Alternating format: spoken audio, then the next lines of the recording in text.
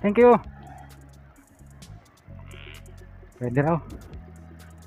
Ayun, good morning pong muli mga kabayan. Good morning sa inyo lahat at sa lahat ng ating taga-subaybay. Welcome back po sa ating munting channel. Ito pong muli si Kabayang Alex. Update po natin itong SLEX TR4 pa rin. Dito naman tayo sa may Macban. Papunta tayo ng San Pablo. Ngayong araw ng Sunday, ika-3 sa buwan ng Agosto 2025. Oras na po natin ay alas 9:42 ng napakagandang linggo na umaga. Ayan, bawi tayo ngayon dahil wala tayong masyadong upload ng mga nakakaraan. At talagang halos wala dahil nga po nung mga pag-ulan dulot ng bagyo at habagat. No? Pansin nyo dito ay puspusan na rin yung pag-finalize ng latag, no? Ayan, no? Buti pinapadaan kahit may gawa, no? Tsaka linggo ngayon, bumabawi sila ng mga nakaraan na natenga, no? Unang-una pa ng kawayan, no?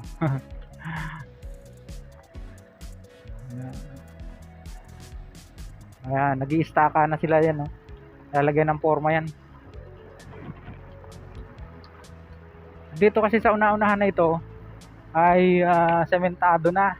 So, maganda na talaga yung development dito. Package B po tayo, 12.75 kilometers mula po dito sa Macban Interchange sa Barangay San Felix ng Santo Tomas. Papunta po naman sa San Pablo, Laguna. Tingnan natin kung maidediretso natin, no? Medyo mahaba-haba po ito. Oo. Saka hindi pa rin siya tuloy-tuloy na lalo na po dyan sa may parting Alaminos. May mga part dyan na oo, yun, ongoing construction. Gano'n, no? Alamin natin yung mga latest development after po ng 2 months na hindi tayo nakabisita, kabayan. Dito buong buo na yung semento niya at aalamin natin kung dugsong na to hanggang doon sa lumang na semento niya, ano? Ayan, no? Nasilip na to ng drone natin bahagya kanina. At siguro doon na lang ulit tayo kukuha banda roon. Somewhere in the road. Oh.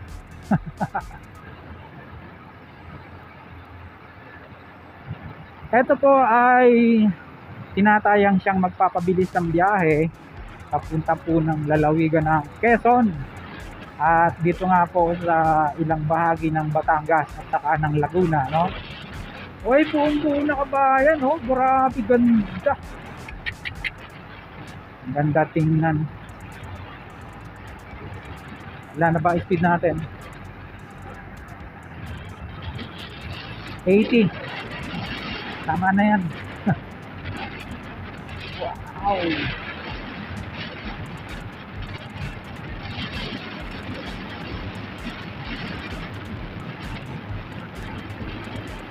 May mga install pa ng mga culvert dito para yung drainage system ng expressway ay maganda. Kasi kung matatandaan nyo nung mga nakakaraang habagat sa bagyo, pati NLEX binaha, kabayan. Oo, sabi ni Secretary Dizon, pinagpapaliwanag niya yung tollway operator ng NLEX, no? Why? What happened? Sumagot naman po yung bossing ng NLEX o ng MPTC o Metro Pacific Tollway Corporation, si Sir Manny.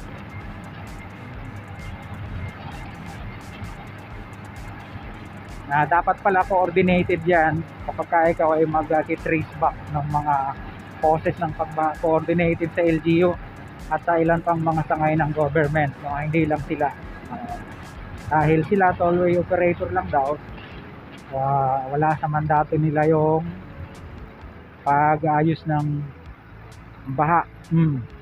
Bagaman apektado sila, bayan, no? Ayan na yung Maharlika Highway sa baba. Silipin lang natin. Ayan, oh. Galing po ng Santo Tomas yan. Ito naman papuntang Alaminos.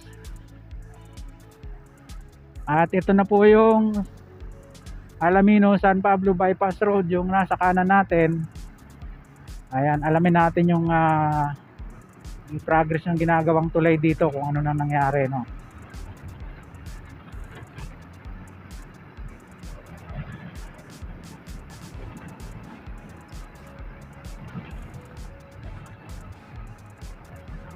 Silipin natin yung ginagawang tulay.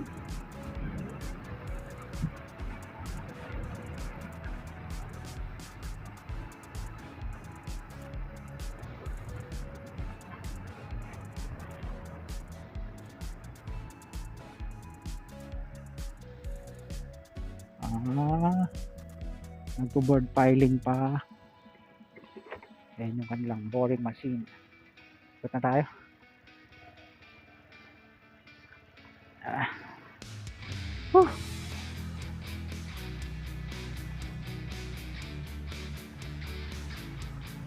Stay tuned, kabayan!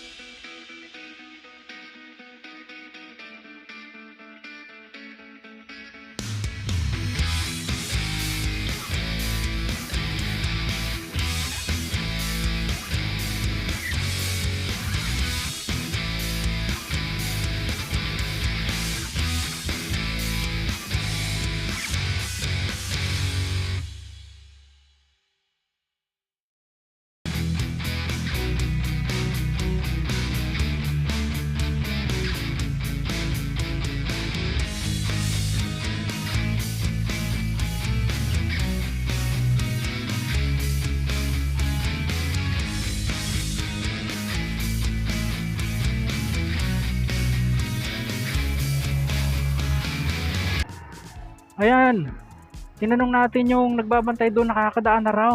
Susubukan natin, no. So ayan na po yung San Pablo Alaminos San Pablo Bypass Road. So susubukan natin diretsuhin dito kasi may nakita nga tayo kaninang naka-tricycle tapos naka-motor, no. Tapos tinanong natin doon sa nagbabantay kung nakakadaan na. Oo daw. Tingnan natin kung hanggang saan, no. Oo nga. Ito na yung ano. Ay hindi pa, doon pa sa unahan. Yung tapat ng Lipa Alaminos. Yan, yung isang tulay na yan. Yan, papuntang Alaminos, San Pablo, papunta ng Lipa. Oo. Lipa Alaminos Road po yung nasa ilalim natin. At ito natanaw na to ng drone natin eh. Oo nga. Talagang kailangan dito ka sa taas pagdaan. Kasi walang way para makakyat sa magkabila. Yan, no? Let us see how far we can go, kabayan. Pagtsagaan nyo yung ating video, kahit mahaba-haba. Ganda na kasi ng development dito, nakaka-amaze.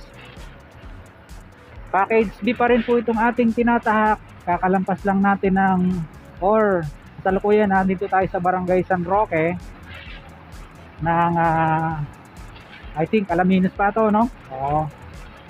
titingnan natin kung makakarating tayo ng San Pablo ng ganito kaganda ang kalsada. Wow, grabe.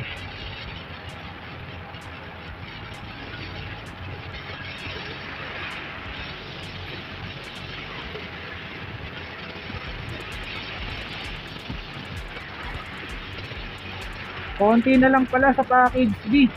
Macban to San Pablo, konti na lang. Grabe yan, ganda oh.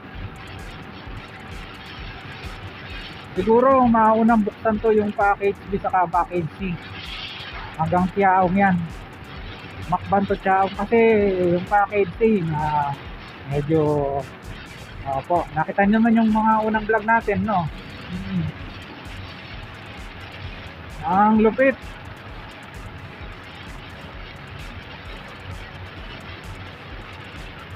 Firm na firm yung kalsada.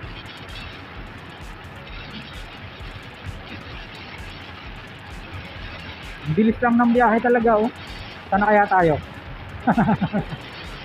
Ano na kayang barangay ito? Santa Veronica na? O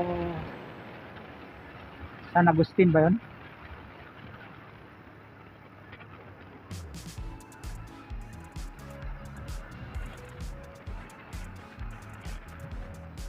Klarong-klaro, nagtatanggal na sila ng mga pamporma, ililipat na yan. Dito may mga habulin pa nagawa, yan yung parapet wall. Ano tayo? Yung, oo, yun na yun.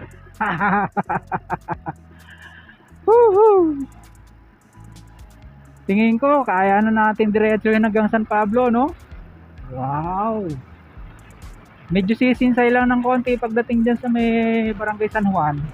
Kasi gawa ng mga ginagawa pang tulay dalawa. Pero other than that, tingin ko dire-diretso na to hanggang San Pablo. Ayan oh. Ganda. Meaning approaching na tayo ng Santa Veronica, ano? Bayan.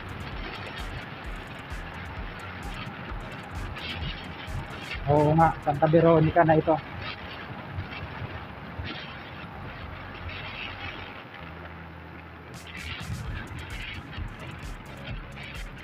Siguro hanggang dito na lang yung vlog natin mga kabayan. Isusunod po natin yung San Pablo Interchange, God willing. Sa mga ngayon lang napagawi sa ating pong munting channel, huwag niyo kalimutang mag-like at mag-subscribe, pakipindot po ang notification bell para lagi kayong updated anytime na mag-upload po tayo ng video. Ito pong muli si Kabayang Alex, lagi nagpapaalala, ingat po tayo, lagi tayong manalangin, pagpasalamat sa Diyos. See you po on my next vlog, God willing. Bye bye.